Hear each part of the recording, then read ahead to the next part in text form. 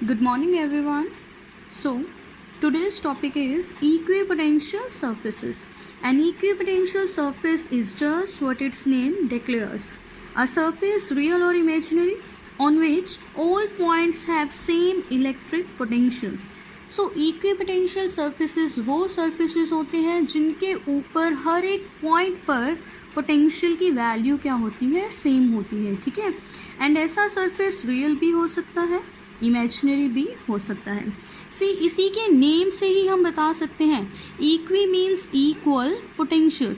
तो वो सरफेस जिसके ऊपर पोटेंशियल हर एक पॉइंट पर क्या हो, इक्वल, फिक्स वैल्यू हो, कांस्टेंट वैल्यू हो. ओके.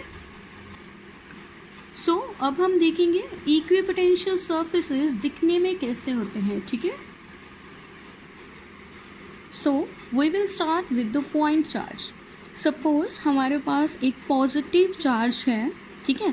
अब इस पॉजिटिव चार्ज के पास क्या है, इलेक्ट्रिक फील्ड भी है एंड पोटेंशियल भी है. तो हम क्या करेंगे, इस पॉजिटिव चार्ज के अराउंड आर डिस्टेंस पर एक स्फीयर कंस्ट्रक्ट कर लेंगे. ठीक है. तो मैंने स्फीयर ड्रॉ किया हुआ है. अब हम क्या करेंगे, इस स्फीयर पर 3 या 4 डिफरेंट पोजीशंस कंसीडर कर लेंगे. सपोज ये हमारी फर्स्ट पोजीशन है, ये सेकंड पोजीशन है एंड ये हमारी थर्ड पोजीशन है. Okay. So I have marked position number 1, 2 and 3. ये तीनों पोजीशंस हम कहाँ पर कंसीडर कर रहे हैं, इस स्फीयर पर. तो तीनों पोजीशंस का distance from this positive charge क्या है, कांस्टेंट. वो डिस्टेंस क्या है, रेडियस ऑफ द स्फीयर. ये पॉइंट भी आर डिस्टेंस पर है, ये भी पॉइंट आर डिस्टेंस पर है एंड ये थर्ड पॉइंट भी आर डिस्टेंस पर है. ठीक है. तो इन तीनों पॉइंट्स पर हम पोटेंशियल की वैल्यू कैलकुलेट कर लेते हैं.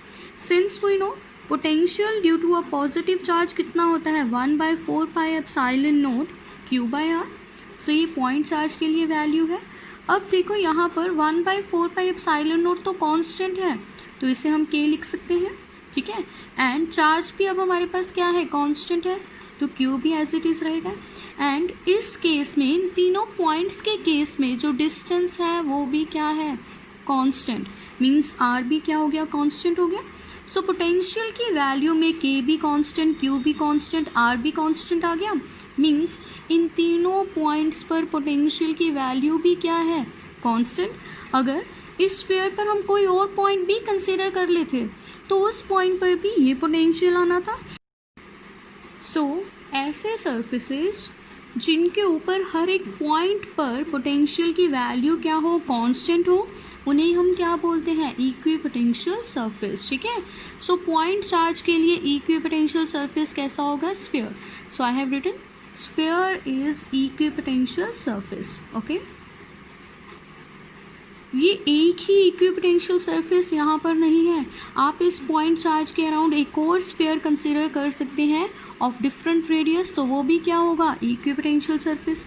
जितने भी स्फीयर्स आप इस पॉइंट चार्ज के अराउंड ड्रॉ करेंगे वो सभी क्या होंगे, equipotential surfaces. Okay. So next is what's so great about equipotential surfaces. So now we will discuss 2 major points about equipotential surfaces. Number 1 is electric field is always perpendicular to an equipotential surfaces. तो ये point अब आपको याद रखना है कि electric field जो है वो हमेशा इक्विपोटेंशियल सरफेस के क्या होगी, परपेंडिकुलर. ठीक है. सो इसे हम डायग्राम से भी देख लेते हैं. सो सी हियर, ये हमारे पास एक पॉजिटिव चार्ज है एंड ये स्फीयर क्या है, इक्विपोटेंशियल सरफेस. एंड अगर मैं इस पॉजिटिव चार्ज की अब इलेक्ट्रिक फील्ड लाइंस ड्रॉ करूं तो हमें पता है उनकी डायरेक्शन क्या होगी, रेडियली आउटवर्ड. तो हम यहाँ इलेक्ट्रिक फील्ड लाइंस ड्रॉ कर देते हैं. You can see I have drawn electric field lines and इनकी डायरेक्शन क्या है, रेडियली आउटवर्ड्स. तो अभी जैसे मैंने बताया कि इलेक्ट्रिक फील्ड जो है वो इक्विपोटेंशियल सरफेस के हमेशा क्या होगी, परपेंडिकुलर. तो हम चेक कर लेते हैं. सी ये इलेक्ट्रिक फील्ड लाइन है, तो ये इस इक्विपोटेंशियल सरफेस पर कितने डिग्री पर फॉल कर रही है. सी यहाँ पर ये इक्विपोटेंशियल सरफेस को टच कर रही है. तो अगर इस पॉइंट पर मैं टेंजेंट ड्रॉ करूँ तो you can clearly see electric field is perpendicular to equipotential surface. Okay. And similarly अगर मैं यहाँ टेंजेंट ड्रॉ करूँ तो यहाँ भी इलेक्ट्रिक फील्ड परपेंडिकुलर आ रही है इक्विपोटेंशियल सरफेस के। सो हेंस हमने डायग्राम से प्रूव कर दिया कि इलेक्ट्रिक फील्ड हमेशा क्या होगी, परपेंडिकुलर किसके, इक्विपोटेंशियल सरफेस के। ओके, सो इसका फिजिकल सिग्निफिकेंस क्या है उसके लिए मैंने एग्जाम्पल ली है।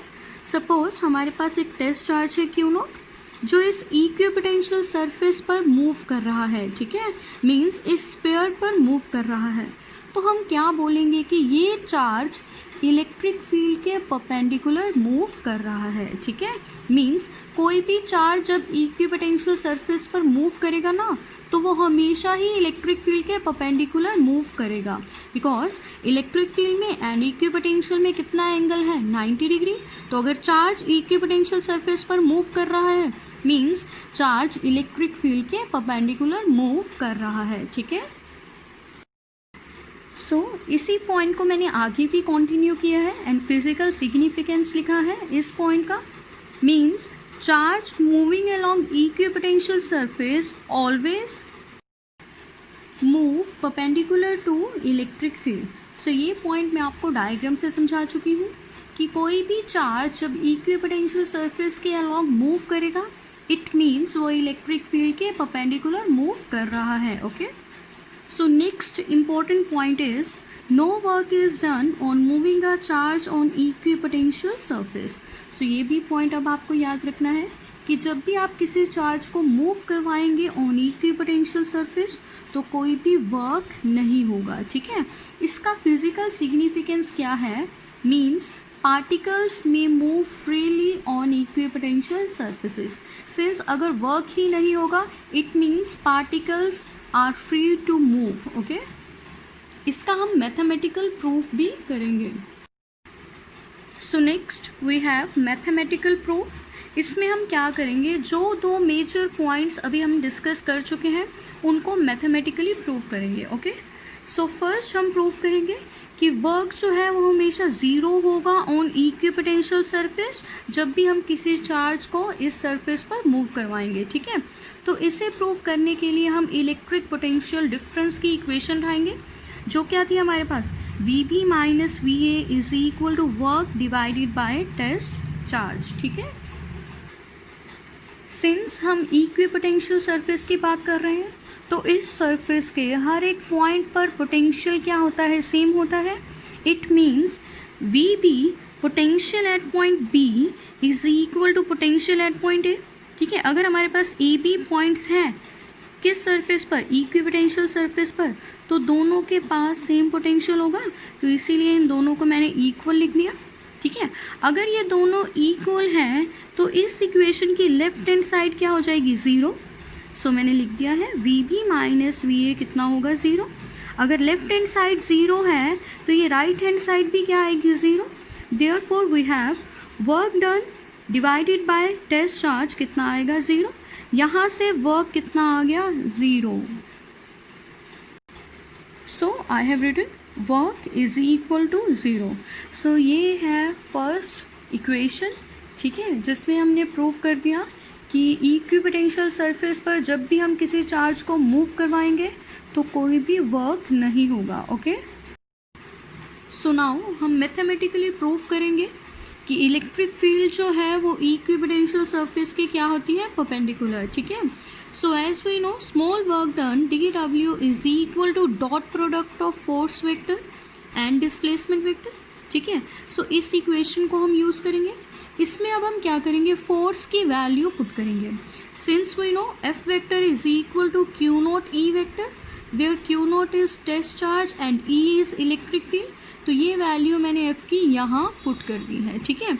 नेक्स्ट स्टेप में हम क्या करेंगे, इस टेस्ट चार्ज को लेफ्ट हैंड साइड ले जाएंगे डिनोमिनेटर में, तो हमारे पास क्या आएगा, dW divided by test charge Q naught is equal to dot product of electric field and displacement vector. Okay, so हमें पता है वर्क बाय चार्ज क्या होता है, पोटेंशियल।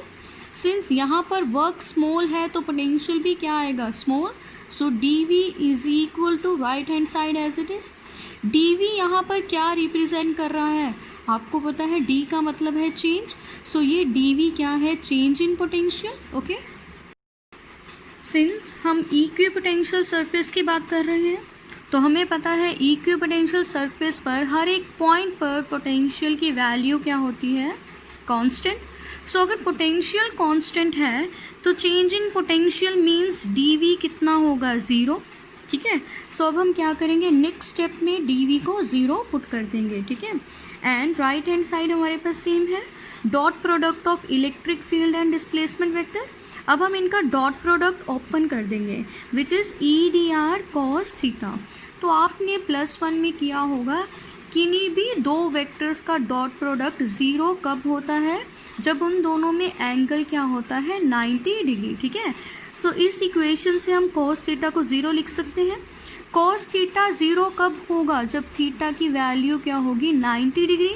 सो यहाँ से हमने प्रूव कर दिया कि इलेक्ट्रिक फील्ड जो है वो हमेशा इक्विपोटेंशियल सरफेस के क्या होगी, perpendicular. Okay, so I have written electric field is perpendicular to equipotential surface. ठीक है, सो नेक्स्ट हम एक क्वेश्चन करेंगे and the question is draw equipotential surface for number 1 is point charge, number 2 is uniform electric field, number 3 is dipole and number 4 is increasing electric field along x axis। ठीक है, सो इन चारों cases में हम equipotential surface draw करेंगे। ठीक है,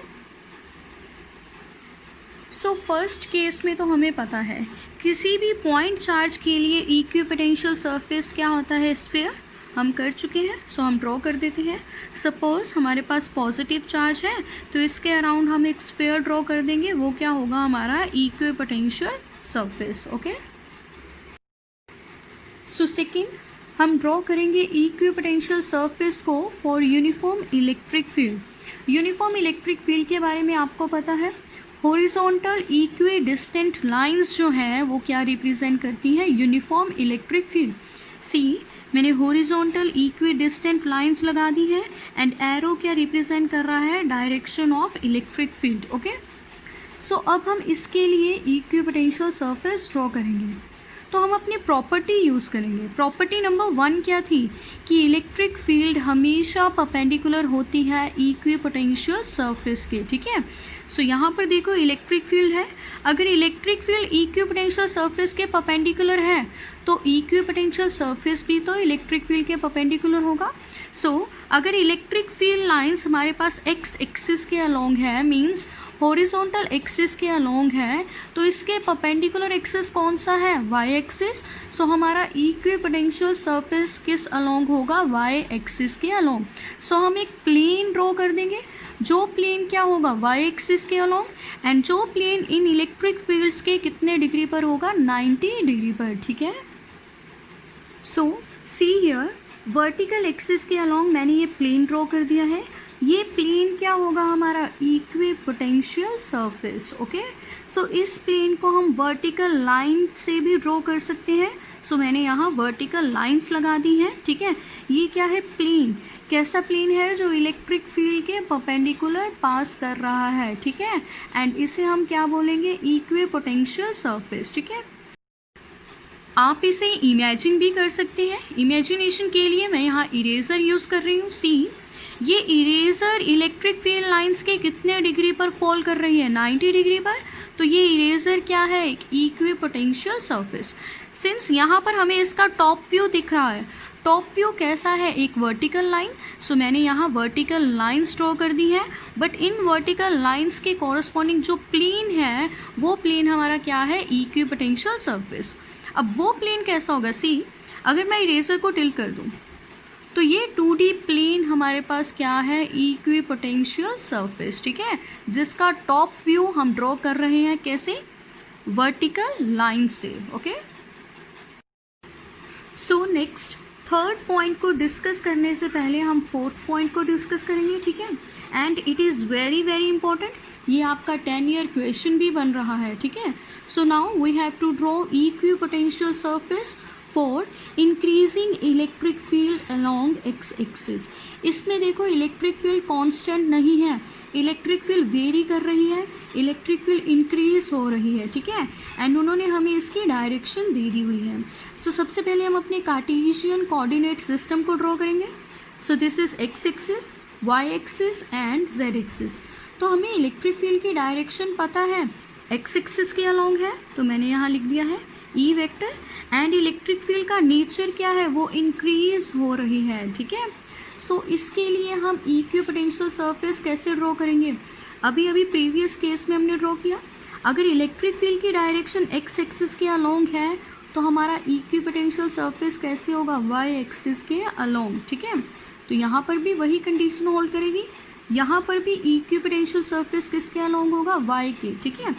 but कैसे, since electric field increase हो रही है तो इसे समझेंगे हम इस फॉर्मूले से जो मैंने कल के लेक्चर में आपको करवाया था और मैंने बोला भी था कि it is very very important, ठीक है।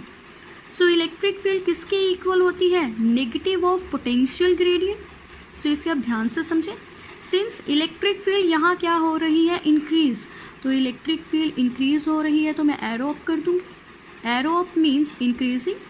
सो अगर इलेक्ट्रिक फील्ड इंक्रीज हो रही है डी आर मीन्स स्पेसिंग, किसकी स्पेसिंग, इक्विपोटेंशियल सरफेसेस की स्पेसिंग क्या होगी, डिक्रीज। सो यहाँ पर मैं क्या करूँगी, एरो डाउन। तो ये मेजर पॉइंट आपको याद रखना है, जब भी इलेक्ट्रिक फील्ड क्या होगी, इंक्रीज, तब क्या होगा, जो डी आर है मीन्स स्पेसिंग है, किनके बीच की स्पेसिंग, इक्विपोटेंशियल सरफेसेस के बीच की स्पेसिंग जो है वो क्या होगी, डिक्रीज होते रहेगी, ठीक है। सो यहाँ पर भी हम वाई एक्सिस के अलोंग वर्टिकल लाइन्स ही लगाएंगे जो क्या रिप्रेजेंट करेंगी, इक्विपोटेंशियल सरफेस को। बट उन लाइन्स में जो स्पेसिंग है उसे हम डिक्रीज करते जाएंगे। कैसे डिक्रीज करते जाएंगे, जैसे जैसे इलेक्ट्रिक फील्ड इंक्रीज होती जाएगी।